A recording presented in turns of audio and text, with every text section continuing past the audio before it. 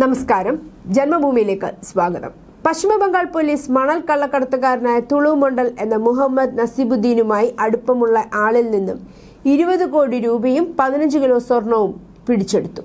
ഇയാൾ കല്ല് വ്യാപാരിയും മുൻ തൃണമൂൽ കോൺഗ്രസ് നേതാവ് അനുപത്ര മണ്ഡലിന്റെ അടുത്ത അനുയായിയുമാണ്. കൂടാതെ പശ്ചിമബംഗാൾ ബിർഭൂം ജില്ലയിലെ സർക്കാർ ബസ് ഡ്രൈവറും കല്ല് വ്യാപാരിയുമായ മിനാർ മണ്ഡലിന്റെ വീട്ടിൽ നിന്നാണ് ഇത്രയും രൂപയും സ്വർണവും കണ്ടെടുത്തത്.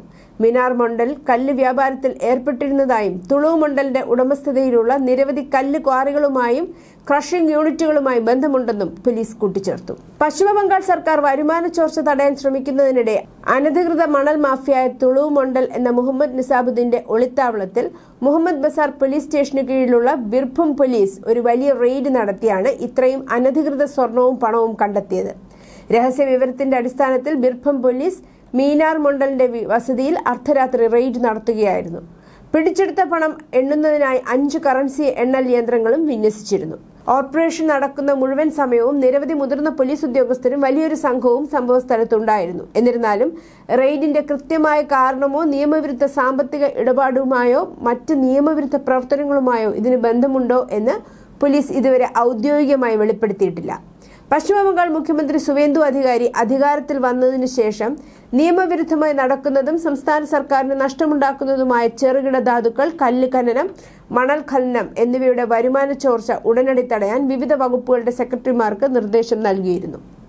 മുൻ തൃണമൂൽ സർക്കാരിനെ പരിഹസിച്ചുകൊണ്ട് മുഖ്യമന്ത്രി പറഞ്ഞു, പൊതുസമ്പത്ത് ചൂഷണം ചെയ്തും അന്നത്തെ ഭരണകക്ഷിയുമായി സഖ്യമുണ്ടാക്കിയും സമ്പത്ത് സമ്പാദിച്ച ഒരു ദുർഘട ഭൂതകാലമുള്ള വ്യക്തിയെയും വെറുതെ വിടില്ല. പൊതുസമ്പത്ത് ജനങ്ങളുടേതാണ്. അത് കൊള്ളയടിക്കുന്നവർ നിയമത്തിന്റെ മുഴുവൻ ശക്തിയും നേരിടേണ്ടി വരും. ജാഗ്രതയും വിട്ടുവീഴ്ചയില്ലാത്ത നടപടിയും തുടരും. മാഫിയ സംഘങ്ങൾക്കെതിരായ നടപടികൾ തുടരും, മുഖ്യമന്ത്രി വ്യക്തമാക്കി. തുളു മണ്ഡലിന്റെ ബന്ധുവാണ് മിനാർ മണ്ഡൽ.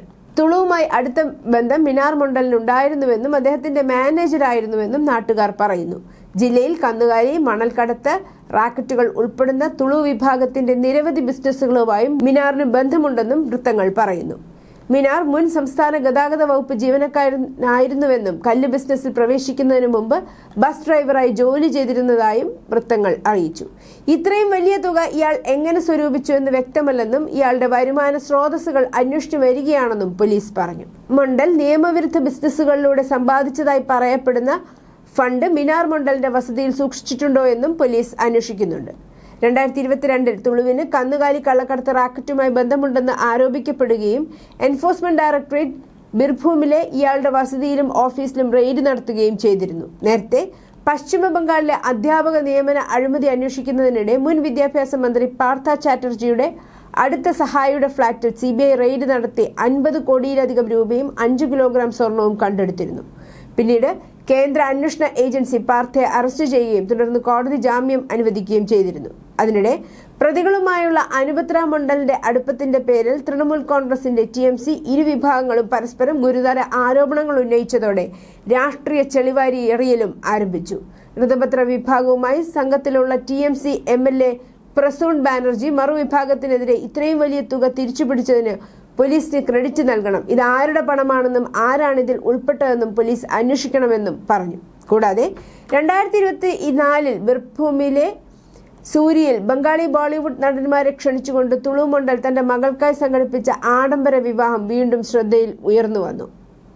വിവാഹത്തിനാകെ 100 കോടി രൂപ ചെലവായതായും അതിഥി പട്ടികയിൽ അങ്കുഷ് ഹസ്ര, ദർശന ബാനിക്, അർബാസ് ഖാൻ, സറീൻ ഖാൻ തുടങ്ങിയ അഭിനേതാക്കളും ഉൾപ്പെട്ടിട്ടുണ്ടെന്നും വൃത്തങ്ങൾ പറയുന്നു. News desk, Janmabhumi.